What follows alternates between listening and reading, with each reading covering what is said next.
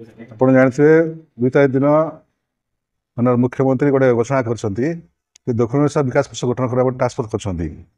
ଯେଉଁ ପରିଷଦ ରିପୋର୍ଟ ଦେଲା ପରେ ଏ ପରିଷଦଟା ଗଠନ କରାଯିବ, କିନ୍ତୁ এই ପରିଷଦର କୌଣସି ବିକାଶ ହେବନି ଆମର, ସେଥିପାଇଁ ଆମକୁ ବିରୋଧ କରୁଛୁ।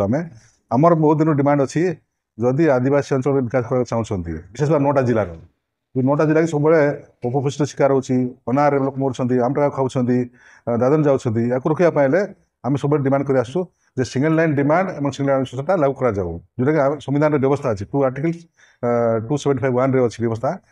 ରାଜ୍ୟ ସରକାର ମାନେ ଆଦିବାସୀ ଅଞ୍ଚଳ ବିକାଶ କରିବାକୁ ଆଇନ ତିଆରି କରନ୍ତୁ ଏବଂ ସ୍ୱତନ୍ତ୍ର ବଜେଟ୍ ତିଆରି କରନ୍ତୁ। ତା ପାଇଁ ବ୍ୟବସ୍ଥା କରାଯାଏ ସିଙ୍ଗଲ ଲାଇନ୍ ଡିମାଣ୍ଡ ଆଡମିନିଷ୍ଟ୍ରେସନଟା।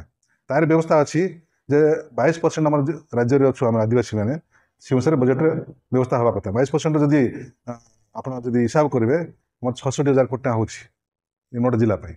ସେ ଆଇନ ଲାଗୁ କରନ୍ତୁ ଏବଂ ଆମକୁ 66,000 କୋଟି ଦିଅନ୍ତୁ, ତାହେଲେ ଏ ଆଦିବାସୀ ଜିଲ୍ଲାର ସବୁ ବିକାଶ ହେବ, ଆଉ ଦଦାନ ସମସ୍ୟା ରହିବ ନାହିଁ, ଅନାରରେ କିଏ ମରିବ ନାହିଁ, ଇରିଗେସନ ସୁବିଧା ହେବ, ସବୁ ବିକାଶ ହେବ। ସେଥିପାଇଁ ଆମର ଡିମାଣ୍ଡ ସିଙ୍ଗଲ ଲାଇନ୍ ଡିମାଣ୍ଡ ଏବଂ ସିଙ୍ଗଲ ଲାଇନ୍ ଲାଗୁ କରନ୍ତୁ।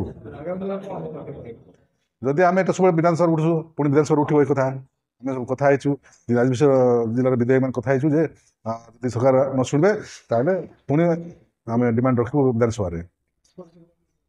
ଆମେ ଆକୁ ବିରୋଧ କରୁଛୁ। ଏହାଦ୍ୱାରା ଏ କର୍ମୀ ଥଇଥାନ କରା ନୀତି କରନ୍ତୁ ନାହିଁ। ଗଲାଥର ଯେମିତି ବିଜେପି ବାଲା କରିଥିଲେ ଆଦିବାସୀ ବିକାଶ ପରିଷଦ ନାଁରେ କର୍ମୀମାନଙ୍କୁ ଥଇଥାନ କରିଥିଲେ, ଏ ମଧ୍ୟ କରିବା ପାଇଁ ଏ ଯୋଜନାକୁ ଆମେ ବିରୋଧ କରୁଛୁ।